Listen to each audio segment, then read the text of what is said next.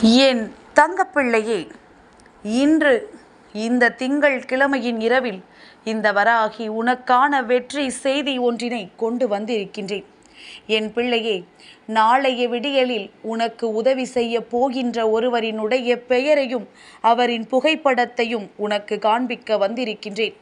என் பிள்ளையே, நான் சொன்னால் சட்டென்று நம்பக்கூடிய பிள்ளைகளும் இருக்கின்றார்கள்.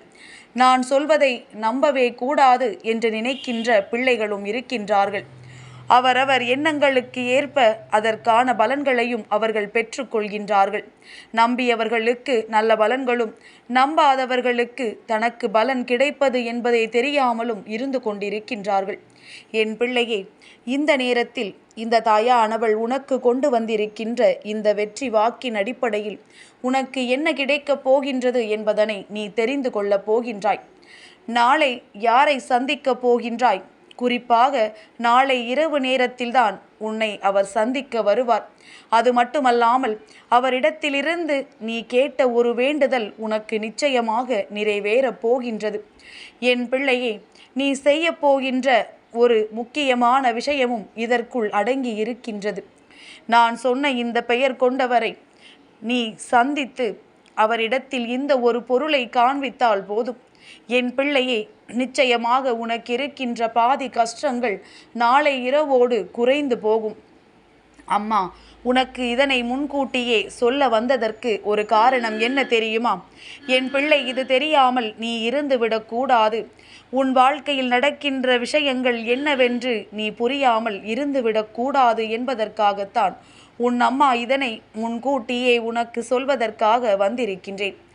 என் பிள்ளையே, கஷ்டங்கள் அதிகமாக இருக்கின்ற வாழ்க்கை இது என்பது எனக்கு தெரியும்.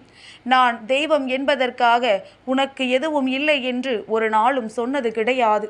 என் பிள்ளை, நீ கஷ்டத்தில்தான் இருக்கின்றாய். அதை இல்லை என்றும் அம்மா ஒருபொழுதும் உனக்கு எதிராக பேசுவது கிடையாது. என் பிள்ளையின் சூழ்நிலைகள் உணர்ந்து என் பிள்ளைக்கு என்னென்ன விஷயங்கள் செய்தால் நன்மைகள் கிடைக்கும் என்பதனை முன்கூட்டியே உனக்கு சொல்வதற்காகத்தான் நான் உன்னை தேடி மீண்டும் மீண்டும் வருகின்றேன். அதுவும் நாளைய விடியலில் உனக்கு நடக்கவிருக்கின்ற மிக அற்புதமான விஷயம் ஒன்றினை உனக்கு நான் முன்கூட்டியே தெரிவிக்க வந்திருக்கின்றேன். என் பிள்ளையே, பல கஷ்டங்களை நீ கடந்து வரும் பொழுதெல்லாம் உனக்கு இந்த வாழ்க்கையின் மீது இருக்கின்ற அன்பு ஒரு முறைக்கு அடுத்த முறை அதிகமாகிக் கொண்டே இருக்கின்றது. யாரெல்லாமோ உனக்கு வேதனைகளை கொடுத்த பொழுதும் தெய்வம் உன்னை ஒரு பொழுதும் கைவிட்டது கிடையாது. ஏதாவது ஒரு சூழ்நிலையில் உனக்கு நன்மைகளை செய்து கொண்டுதான் இருக்கின்றார்கள். ஏதாவது ஒரு ரூபத்தில் நீ கேட்ட விஷயங்களை உனக்கு வாழ்க்கையில் தந்து கொண்டுதான் இருக்கின்றார்கள். அப்படி இருக்கும் பொழுது இவை எல்லாவற்றையுமே நீ சரியான நேரத்தில் பெற்றுக்கொண்ட பிறகும் கூட தெய்வத்தின் மீது நம்பிக்கை இல்லாமல் ஒரு பொழுதும் நீ நடந்து கொள்ளக்கூடாது. என் பிள்ளைக்கு நல்லது எது, கெட்டது எது என்று தெரிந்து கொள்ளக்கூடிய பக்குவம் இப்பொழுது வந்துவிட்டது. உன்னை சுற்றி இருப்பவர்களில் நல்லவர் யார், கெட்டவர்கள் யார் என்பதனையும் நீ அறிந்து கொள்ளும் நேரமும் வந்துவிட்டது. அப்படி இருக்கும் பொழுது என் பிள்ளை, இந்த வாழ்க்கை உனக்கு தர நினைக்கின்ற அத்தனை சந்தோஷங்களையும் இனிமேல் நீ பெற்றுக்கொள்ள தயாராக இருக்க வேண்டும். யார் உன்னோடு இருந்தாலும், யார் இந்த வாழ்க்கையில் உனக்காக என்ன செய்கின்றார்கள் என்பதனை நீ தெரிந்து கொள்ள வேண்டும். கண்ணை மூடிக்கொண்டு யார் சொல்வதையும் நம்பாதே. என் பிள்ளையே, உன்னிடத்தில் எந்த ஒரு விஷயத்தையும் எதிர்பாராமல் உனக்கு உதவிகளை செய்யக்கூடிய ஒருவர் இருக்கிறார் என்றால் அது தெய்வமன்றி வேறு யாரும் இல்லை என்பது என் பிள்ளைக்கு புரிந்திருந்தால் நிச்சயமாக அம்மா சொல்வது எதை பற்றியது என்பதனை என் குழந்தை நீ புரிந்து கொள்வாய். யார் வேண்டுமானாலும் எப்படி வேண்டுமானாலும் இருக்கட்டும், நீயாக இரு. உன்னை ஒரு பொழுதும் நீ மாற்றிக்கொள்ளாதே. நீ செல்கின்ற நல்ல பாதையிலிருந்து ஒரு நாளும் உன்னை நீ தவற விட்டு விடாதே. உன் மீது உனக்கிருக்கின்ற நம்பிக்கை இந்த வாழ்க்கையின் மீது உனக்கிருக்கின்ற நம்பிக்கையை அதிகப்படுத்தும். எதுவெல்லாம் உனக்கு நல்லது என்று நீ நினைக்கின்றாயோ அதை நீ திறமையாக செய்துவிடு. யாராலும் அதனை தடுத்து நிறுத்த முடியாது. யார் நினைத்தும் உன் வாழ்க்கையில் எந்த ஒரு கெடுதலையும் செய்துவிட முடியாது. என் பிள்ளையே, ஏனென்றால் நாளை உனக்கு உதவி செய்ய வரக்கூடியவர் அப்படிப்பட்டவர். உன்னுடைய மனநிலையை உணர்ந்து உனக்கு என்ன தர வேண்டும் என்பதனை புரிந்து அவர் நாளை உன்னை தேடி வரப்போகின்றார். என் பிள்ளையே, அவரை நீ விட்டுவிடக்கூடாது. நாளைய தினம் 3ஆம் பிறை சந்திர தரிசனம். என் தங்கமே, உன்னை தேடி வரப்போகின்றவர், உன் வேண்டுதலை நீ வைக்கப் போகின்றவரின் பெயர் நம் சந்திர பகவான். ஓம் சந்திரமௌலீஸ்வராய நமக என்று சொல்லி என் பிள்ளை நாளை அவரை நீ வணங்க வேண்டும். என் தங்கமே, நீ உச்சரிக்கின்ற அவரினுடைய நாமமானது அவரை உன் அருகில் வர வைக்கும். அது மட்டுமல்ல, நீ கேட்கின்ற விஷயங்களை எல்லாம் உடனடியாக உனக்கு தர வைக்கும். அவரே நினைத்தாலும் உனக்கு தரமாட்டேன் என்று சொல்லிவிட மாட்டார். ஏனென்றால் உன்னுடைய அன்பு அந்த அளவிற்கு அவர் மனதை பாதிக்க வேண்டும். என் பிள்ளையே, அவருக்கு நீ சொல்கின்ற இந்த வார்த்தையும், அது மட்டுமல்லாமல் நாளை நீ அவரிடத்தில் ஒரு ரூபாய் நாணயத்தை காட்டி அவரின் நாமத்தை சொல்லிவிட்டு உன்னுடைய தலையை வலதுபுறமாக 3 முறையும் இடதுபுறமாக 6 முறையும் அந்த நாணயத்தை வைத்து சுற்றிவிட்டு உன்னுடைய இல்லத்தில் பணம் வைக்கின்ற அறையில் அதை வைத்துவிடு. எப்பொழுதும் அம்மா சொல்கின்ற விஷயம்தானே என்று எண்ணி சாதாரணமாக நினைத்து விடாதே. எந்த நேரம் உனக்கு நல்ல நேரம் என்று நமக்கு தெரிந்து விடாது. சட்டென்று சூழ்நிலைகள் மாறும் பொழுது, சட்டென்று உன் வாழ்க்கையில் எல்லாம் மாறும் பொழுது உன்னுடைய வேண்டுதல் அவரினால் நிறைவேற்றி கொடுக்கப்பட்டுவிடும். அதனால்தான் அம்மா எப்பொழுதும் உனக்கு நினைவுபடுத்துகின்றேன். ஒரு நாளும் இதை நீ செய்யாமல் இருந்துவிடக்கூடாது என்பதில் உன்னை விட நான் உறுதியாக இருக்கின்றேன். 3ஆம் பிறை சந்திர தரிசனத்தில் என் பிள்ளைக்கு வாழ்க்கையில் நிச்சயமாக பல நல்ல விஷயங்கள் நடக்கும்.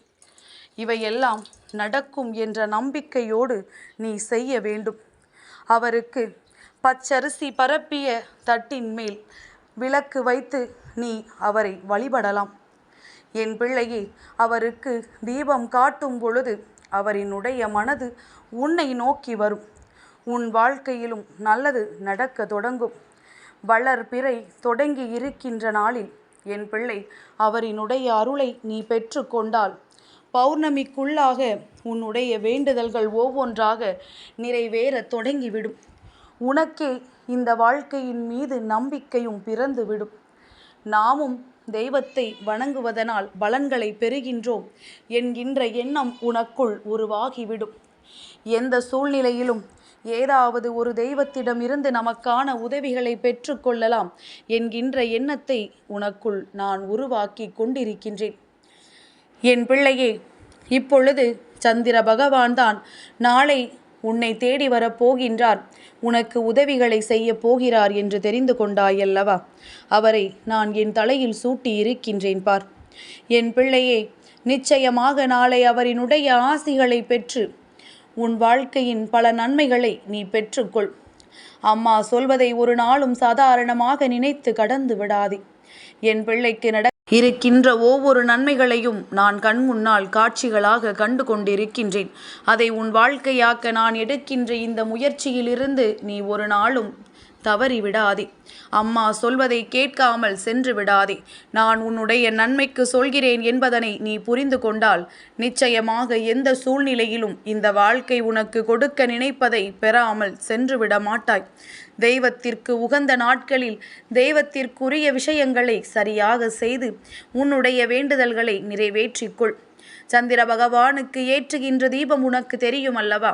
தாம்பூல தட்டில் பச்சரிசியினை பரப்பி அதற்கு மேல் ஒரு அகல் வைத்து அதில் நெய் ஊற்றி தீபம் ஏற்ற வேண்டும். இந்த தீபத்தை அவருக்கு காட்டும் பொழுது ஓம் சந்திரமௌலீஸ்வராய நமக என்று சொல்லிக்கொண்டே நீ காட்ட வேண்டும். என் பிள்ளையே, நிச்சயமாக உனக்கு நல்ல பலன்கள் கிடைக்கும் என்பதனை நீ புரிந்து கொள்வாய். என் குழந்தை, நான் சொன்னதை உன் மனதிற்குள் பதிய வைத்து கொண்டு நாளை சந்திர பகவானின் பெயரை சொல்லிக்கொண்டே நீ எழுந்திரு. நிச்சயமாக என் குழந்தைக்கு நல்லது நடக்கும். நான் நம்பிக்கையோடு உனக்கு உறுதி வாக்கினை இன்று தந்திருக்கின்றேன்.